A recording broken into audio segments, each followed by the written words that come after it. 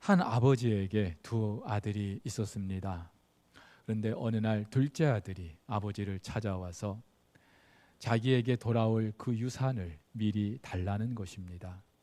아버지가 아직 살아 계시는데 그 유산을 미리 달라고 하는 것은 아버지 빨리 죽으십시오 하는 이야기와 다르지 않죠. 폐륜적인 행위입니다. 그런데도 아버지는 그 아들의 몫을 나눠줍니다. 아니나 다를까요? 그 많은 유산을 가지고 먼 나라에 가서 이 아들은 허랑방탕하게 다 써버리고 낭비합니다. 완전히 거지가 되었어요. 그래서 겨우 남의 집 돼지 치는 일을 하게 되었고 그 돼지 먹는 쥐업 열매로 줄인 배를 채우게 됩니다. 그러다 어느 날 문득 생각을 하게 됩니다. 내 아버지 집에는 품꾼들도 먹을 양식 걱정하지 않고 있는데 나는 아버지 아들인데도 이렇게 줄여 죽게 되었구나.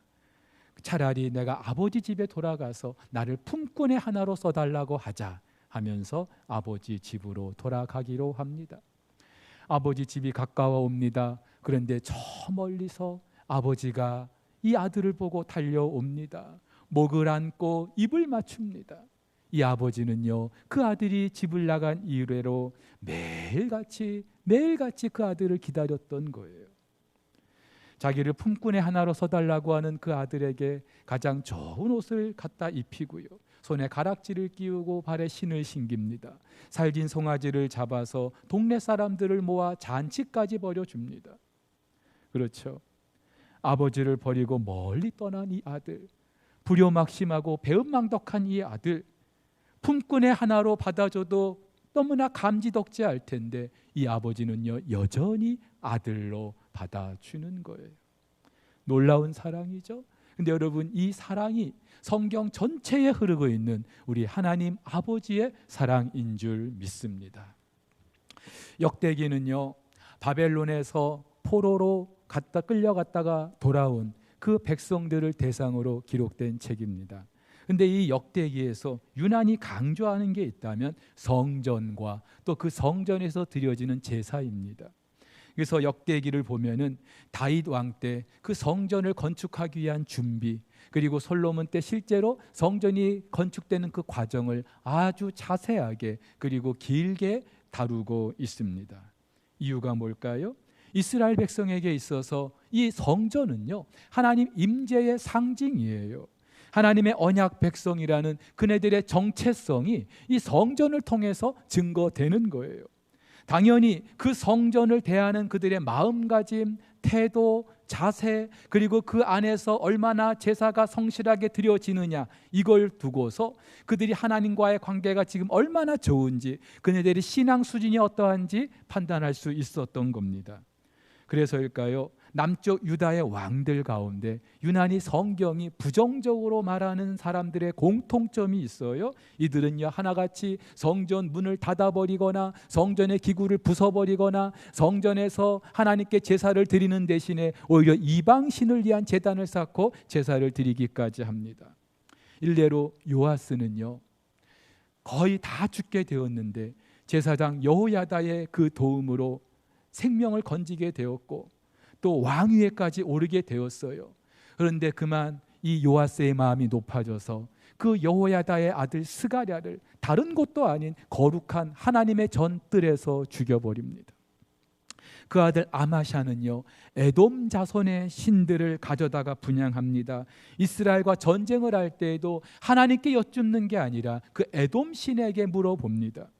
우시야는요, 제사장도 아닌데 자기가 여호와의 전에 들어가서 분향하려다가 이를 말리는 제사장 아사야에게 화를 냈어요. 그 일로 나병에 걸리기도 합니다. 근데 최고의 절정은 아스 왕 때죠. 하나님 대신에 북이스라엘이 섬기는 바알의 우상을 갖다가 섬깁니다. 이방 사람의 가증한 것을 본받아서 자기 자녀를 불 가운데 지나게 합니다. 예루살렘 성전의 기구를 부숴버립니다. 그 문을 닫아버립니다. 오히려 다메섹에 그 제단을 쌓고 거기에서 제사를 드리는 거예요. 여러분, 하나님 임재의 그 성전이 있고 다윗의 등불이 있다고 하는 그 남쪽 유다인데도 영적으로 너무나 어두운 시기를 보내고 있었던 겁니다. 근데 참 감사하게도 이 아하스의 아들 히스기야는요, 왕 위에 오르면서 이전 왕들의 그 모든 악습을 다 청산합니다. 성전을 청결하게 합니다. 다시 제사를 드리기 시작합니다. 잊혀진 절기를 회복하고요, 성전에서 일하는 사람들을 요소요소에 다 세우기 시작합니다. 역대기를 보면은 히스기야 왕에 관한 기록이 모두 넉 장이에요. 근데 그 중에 3장이 바로 이 성전과 관련된 일을 다루고 있어요. 역대기 저자의 관심이 어디에 있는지 잘 알 수 있는 대목이죠. 그런데 여러분, 히스기야는요, 그가 왕 위에 오른 첫 번째 해, 그 첫 번째 달부터 이 일을 시작하고 있어요. 제일 먼저 나라 안에 제사장들을 불러 모읍니다. 레위인들을 모읍니다. 그리고 그들로 하여금 여호와의 전을 성결하게 합니다. 여호와의 전 안에 있던 모든 더러운 것을 끄집어내어서 기드론 시내에 버리게 합니다. 아버지 아하스는요, 성전의 문을 닫았어요. 그 안에 기구를 부쉈어요. 근데 그 아들 히스기야는 그 성전 문을 열고 그 안에 성전을 수리하기 시작합니다. 여러분, 한 나라 왕이 왕 위에 올라서 해야 할 일이 얼마나 많겠습니까? 그런데 히스기야는 왕 위에 오른 바로 그 해, 그 첫 번째 달부터 이 일을 시작하는 거예요. 근데 이건 시작에 불과하죠. 그렇게 성전이 깨끗하게 되자 이제 그 안에서 제사를 드리기 시작합니다. 그렇죠. 성전을 깨끗하게 했던 이유, 제사를 드리기 위함이었어요. 하나님께서 이스라엘 백성들에게 성전을 지으라고 하신 것도 그 안에서 제사를 드리기 위함이었어요. 성전이 아무리 금은으로 화려하게 장식되고 깨끗하게 청소가 되었어도 예배가 드려지지 않으면 아무 의미가 없잖아요. 그래서 히스기야는요, 수송아지, 순양, 어린 양, 수염소 각 7마리씩 가져다가 제사장들로 하여금 하나님께 번제와 속죄제를 드리게 합니다. 무슨 말이에요? 하나님, 잘못했습니다. 우리가 잘못했습니다. 우리를 용서해 주세요. 그동안 이 성전 문이 닫혔습니다. 성전의 기구가 부서졌습니다. 제사도 드리지 못했습니다. 하나님과의 관계가 끊어졌습니다. 하나님, 용서해 주세요. 이제 우리 죄를 용서해 주세요. 참회의 그런 고백을 하면서 용서를 구하는 거예요. 여러분, 당연하죠. 이것은요, 하나님과의 관계 회복을 위한 첫 걸음이기 때문에. 여러분, 히스기야도 한 나라 왕이에요. 그리고 한 나라 왕이 왕 위에 올라서 해야 될 일이 얼마나 많아요. 근데 왜 히스기야는 그가 왕 위에 오르고 나서 제일 먼저 성전을 성결하게 하고 제사를 드리기 시작합니까? 자기가 한 나라 왕이지만 만왕의 왕 중에 왕이 계시다는 사실을 알았기 때문이죠. 그 하나님이 이스라엘의 하나님이시고 그 하나님이 인생의 참 주인이심을 알았기 때문인 거예요. 근데 과거에 이 사실을 망각하고 하나님을 등졌던 때가 있었어요. 그리고 그 결과는 너무나 비참했어요. 그래서 히스기야는 그때의 그 사실을 이렇게 고백합니다. 여호와께서 유다와 예루살렘에 진노하시고 내버리사 두려움과 놀람과 비웃음거리가 되게 하신 것을 너희가 똑똑히 보는 바라. 이로 말미암아 우리 조상들이 칼에 엎드러지고 우리 자녀와 아이들이 사로잡혔느니라. 그렇죠? 하나님을 등진 결과가 너무나 비참했어요.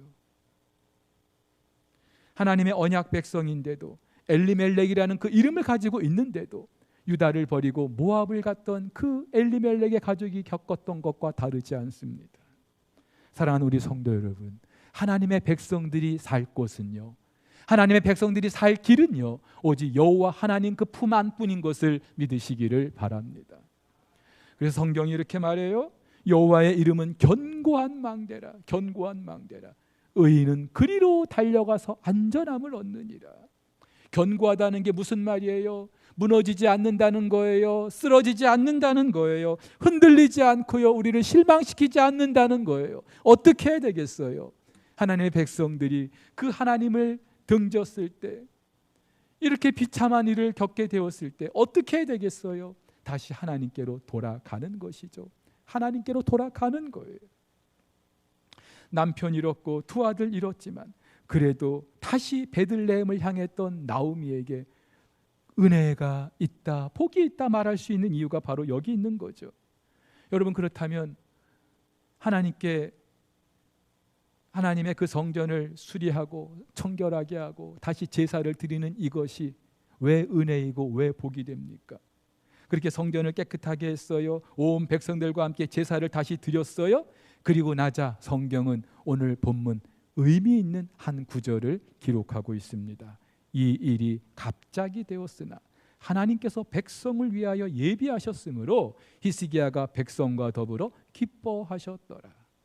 예, 맞아요. 갑자기 된 건 맞아요. 이전에 왕들은 신경도 안 썼고 오히려 여호와의 전을 부수거나 닦거나 이방 신들을 위해서 제단을 쌓았는데 히스기야 때 이르러서 그 모든 일들을 일사천리로 진행하고 있는 거예요. 성경을 보면은 이 일들이 한 달도 안 돼서 성전을 깨끗하게 하는 일은 16일 만에 됐어요. 그리고 나서 제사를 드리기 시작한 거예요. 히스기야를 비롯한 제사장들, 레위인들, 백성들의 그 헌신과 열심을 우리가 엿볼 수 있습니다.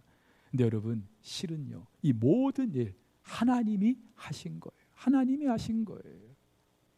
히스기야의 이 종교 개혁은요, 어느 날 히스기야가 혜성같이 나타나서 여호와의 전을 깨끗하게 하고 제사를 드리고 절기를 회복하고 이 모든 건 히스기야가 잘한 건 맞아요. 그래서 우리는 히스기야에게 얼마든지 박수를 쳐줄 수 있어요. 근데 사실은요, 하나님께서 너무나 오랫동안 기다리셨던 일이고 하나님께서 준비해 오셨던 일이에요. 왜요? 이스라엘 백성들과의 끊어진 관계 다시 회복되는 것, 하나님이 그만큼 더 간절히 원하셨기 때문에 매일마다 동구 밖에 나가서 그 아들을 기다리는 아버지 마음으로 하나님께서는 이 백성들이 돌아와 주기를 기다리셨던 거예요. 그리고 실제로 히스기야 때 이렇게 성전이 성결하게 되고 제사가 드려지게 되자 하나님이 너무 좋으신 거예요. 너무 기쁘신 거예요. 그래서 모든 것이 일사천리로 순적하게 진행되게 해 주신 겁니다. 여러분, 이것이 바로 우리 아버지 하나님의 마음인 줄 믿습니다. 외삼촌 라반의 집에서 돌아온 야곱이 세겜이라는 곳에 정착하게 되죠. 많은 식소를 거느리게 되었고요. 20년 동안 불편했던 형과의 관계도 깨끗하게 정리가 됐어요. 이제 평안한 마음으로 남은 여생을 살면 되겠다 싶었겠죠. 근데 어느 날 세겜 추장의 아들이 그 야곱의 딸 디나를 더럽힙니다. 그리고 그 딸을 자기 아내로 달라는 거예요. 이러지도 저러지도 못하는 사이에 야곱의 두 아들 시므온과 레위가 그 세겜 사람들을 속이고 세겜의 모든 남자들을 다 죽여버립니다. 안 그래도 디나일 때문에 마음이 너무나 힘들었는데 이제는 세겜의 사람들이 다 그 아들들에 의해서 죽게 된 거예요. 더 큰 두려움이, 불안이 엄습해 오는 거예요. 이제 이 주변 민족들이 우리를 공격하면 어떡할까, 보복하면 어떡할까, 완전히 좌불안석인 거예요. 근데 그때 하나님이 야곱에게 나타나시죠. 그러면서 말씀하셔요. 야곱아, 너 외삼촌 라반의 집에 갈 때에 베델에서 내가 너를 만나줬지? 그리고 네가 평안히 다시 아비 집으로 돌아오게 해주시면 이곳을 찾겠다고 서원까지 했지? 자, 다시 베델로 오르거라. 베델로 다시 오르거라. 그 말씀을 듣자 야곱은요, 자기의 모든 식솔들을 거느리고 그 안에 있던 모든 이방 신상들을 다 내버리게 하고 정결하게 하고 다시 베델로 오르기 시작합니다.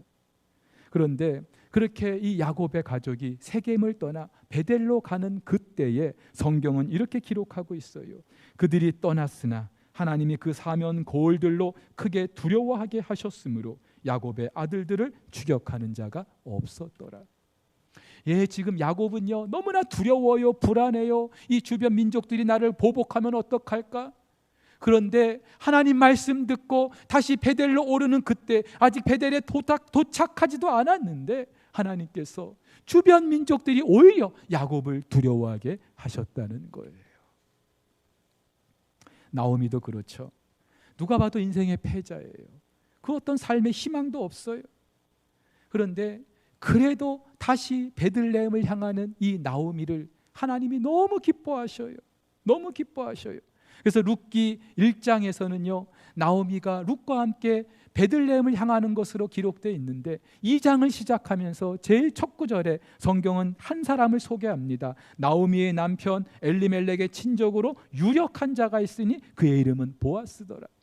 보아스라는 사람이 있는데 이 사람은 죽은 남편 엘리멜렉의 친족이라고요. 그리고 유력한 자라고요. 이렇게 소개하는 이유가 있죠.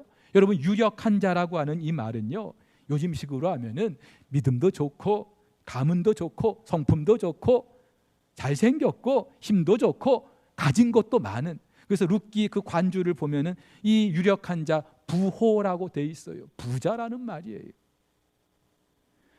근데 여러분, 성경이 그렇게 룻기 2장을 시작하면서 이 사람을 소개하는 이유가 있죠. 그렇게 다시 베들레헴을 향하는 나오미를 맞이하시는 하나님 그 은혜의 날개인 거예요. 하나님이 너무 좋으신 것이죠. 자기를 떠난 그 백성이 다시 당신께로 돌아오는 것이 너무나 기쁘신 거예요. 그래서 서둘러서 그 베들레헴으로 향하는 나오미를 위하여 보아스라는 사람을 예비해 놓으시는 거예요. 여러분, 룻기를 읽어보면은요, 뭐 넘실거리는 홍해를 가르신다거나 아니면 매일같이 불기둥 구름기둥으로 그들을 인도하신다거나 여리고 성이 무너진 것처럼 갑자기 성이 하루아침에 와르르 무너진다거나 하늘로부터 불이 내려서 그 재물을 불태운다든가 이런 초자연적인 하나님의 기록은 찾아볼 수가 없어요. 그런데 말입니다, 이 룻기를 묵상하다 보면은 그 어떤 곳보다 더 강력하고 더 정말로 적나라한 하나님의 그 은혜의 손길을 우리가 접하게 되는 거예요. 실제로 나오미와 룻은 이 보아스라는 사람을 통하여 분에 넘치는 은혜를 경험하게 됩니다. 그래서 보아스도 이렇게 고백하죠. 여호와께서 네 행한 일에 보응하시기를 원하며 이스라엘의 하나님 여호와께서 그 날개 아래 보호받으러 온 내게 온전한 상 주시기를 원하노라. 예, 당신을 일컬어서 은혜의 날개라고, 그리고 그 날개 아래 보호를 받으러 온 너에게 온전한 상 주시기를 원한다. 여러분, 이렇게 멋진 표현이 또 어디 있을까요? 사랑하는 우리 성도 여러분, 하나님은요 이런 분이셔요. 이렇게 멋진 분이셔요. 제가 아는 한 청년이 있습니다. 예수님을 믿지 않는 불신 가정에서 태어났는데 이 친구가 13살 때 아버지 사업이 부도가 나면서 가정 형편이 어려워지는 거예요. 그러자 부모님이 자주 다투더니 결국은 이혼까지 하게 됐어요. 어느 날 이 친구의 어머니가 자기를 데려갈 형편이 안 된다면서 길에 버려두고 떠나버렸어요. 진보다리 하나 들고 그렇게 자기를 떠나버리는 그 어머니 뒷모습을 바라보는 이 아들, 얼마나 큰 상처를 받았을까요? 아버지가 새어머니와 함께 사는 동안에도 그 상처가 지워지지 않아요. 오히려 시간이 지나면서 사람들에 대한 신뢰를 잃어버리고 아무에게도 마음을 열지 못하게 됩니다. 자기를 버린 어머니도, 그리고 가정을 그렇게 망가뜨린 아버지도 도무지 용서가 안 되는 거예요. 자신의 그 처지가 너무나 저주스러웠고 모든 게 싫고 모든 사람이 미웠어요. 그 마음의 상처는 더 깊어졌고 어린 나이인데도 살아갈 이유와 희망을 발견하지 못해서 3번씩이나 자살을 기도하기도 합니다. 근데 어느 날 문득 교회 가고 싶은 마음이 생긴 거예요. 교회 가면 좀 달라질까? 그래서 동네 한 교회에 발을 내디뎠어요. 그런데요, 교회를 다니는데도 여전히 나아지질 않는 거예요. 마음의 상처는 더 깊어지고 환경은 더 나빠지고, 그래서 이제는요 그 하나님까지 원망하게 되었어요. 근데 그러던 어느 날입니다. 예배를 드리는데 그날 하나님께서 이 친구를 만나 주신 거예요. 뭐라 표현할 수 없는 그 평안이 이 친구 마음속에 밀려드는 거예요. 그러면서 상처받은 이 친구를 어루만져 주시고 이 친구를 콕 안아주시면서 이렇게 말씀하시는 거예요. 내가 너를 사랑해서 널 위해서 십자가에 못 박혔는데 너는 너의 부모를 그렇게 용서할 수가 없겠니? 내가 너를 사랑해서 너를 위해서 십자가에 못 박혔는데 너는 왜 너의 부모를 용서할 수가 없니? 여러분, 지난주에도 우리 이혁재 씨 그 어머니 김정순 권사님 이야기 말씀드렸죠. 근데 그분도 그렇고 이 친구도 그렇고 하나님은요 꼭 결정적인 순간에 들이미는 게 있어요. 십자가. 왜 그럴까요? 우리가 하나님께 실망할 때는요, 하나님이 나를 사랑하지 않는 것 같아서, 나를 버리신 것 같아서 실망할 때가 있지 않습니까? 그런데 내가 너를 버리지 않았다. 내가 너를 얼마나 사랑하는데, 그걸 가장 확실하게 보여줄 수 있는 증표가 뭐예요? 예수 그리스도의 십자가 아닙니까? 그래서 이 친구는 그 말씀을 듣고 바닥에 엎드려 펑펑 울면서 통곡을 합니다. 회개하기 시작합니다. 내가 무엇인데 하나님의 독생자 예수 그리스도를 주셨을까? 내가 무엇인데 예수님께서 나를 위해 죽으셨는가? 어미도 버린 나를 도대체 무엇이간데 하나님이 그토록 사랑하시는가? 도대체 이해할 수 없는 그 사랑에 감격해서 사흘 동안 눈물만 흘리게 된 거예요. 그러면서 놀라운 일이 발생하기 시작했는데요. 그렇게 용서할 수 없었던, 미워 죽겠던 그 부모님을 용서할 수 있는 마음이 생기기 시작한 거예요. 그러면서 그 미움과 증오가 사랑과 용서로 바뀌면서 이 친구의 삶도 바뀌기 시작합니다. 살아갈 이유가 생겼고 희망이 있게 되었고 용기가 생긴 거예요. 그래서 그해 연말에 고신대학교 신학과에 입학 원서를 넣습니다. 하나님 은혜로 합격하게 되었어요. 정말로 감사한 일이죠. 근데 합격은 했는데 등록금이 없는 거예요. 학비 걱정이 생긴 거예요. 그래서 마침 교회 특별 기도회 기간이라 새벽마다 교회 가서 기도하기 시작합니다. 하나님 등록금 좀 주세요. 학비 좀 주세요. 근데 시간이 흘러도 응답은 없고요. 주변에서는 요즘에 학자금 대출 같은 것도 있으니까 한번 알아보라고 그런 현실적인 방법만 가르쳐 주지. 그러니까 이 친구의 마음이 더 힘들어지는 거예요. 하지만 그래도 하나님께서 대학에 합격하게 해주셨는데, 길을 열어주셨는데 공부할 수 있게 해주실 거야, 책임져 주실 거야, 그 믿음을 가지고 계속 기도를 하던 어느 날, 이제 기도의 마지막 날이 되었어요. 그날도 기도회를 마치고 예배당 문을 나서는데 한 낯선 여자분이 이 청년을 불러 세우는 겁니다. 알고 보니까 다른 교회 집사님이에요. 근데 그 교회 특별 기도회 기간 동안에 이분이 같이 참석을 하게 된 거예요. 근데 새벽마다 기도를 하는데 뒷자리에서 웬 청년이 새벽마다 등록금 달라고 기도하는 거예요.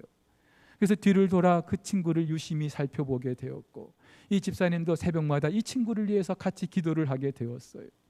근데 그러던 어느 날 그렇게 기도를 하는데 이 집사님 마음속에 이런 하나님의 음성이 들리는 거예요.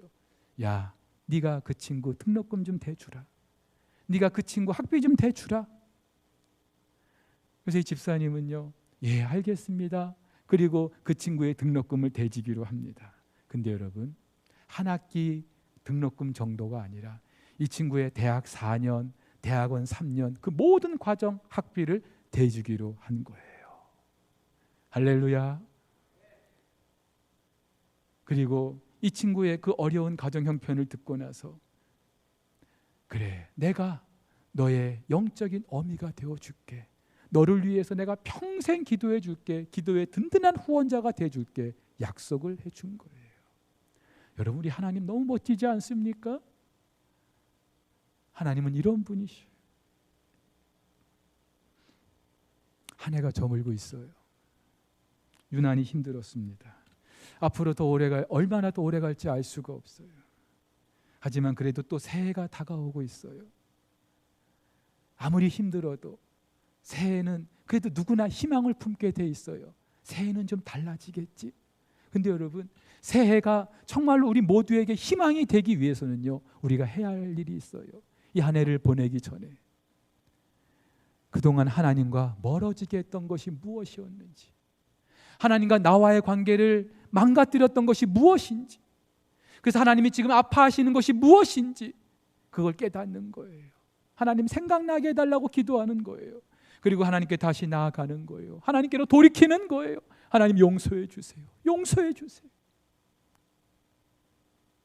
그때 우리에게 소망이 있는 줄 믿습니다.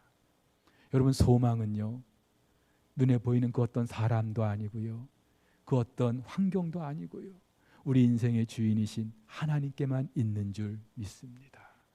그렇기 때문에 그분께 돌아갈 때, 그분께 다시 우리가 우리의 몸을 내던질 때, 저와 여러분의 인생 가운데 우리 하나님 예비해 놓으신 그 은혜의 날개 경험하게 되는 줄 믿습니다.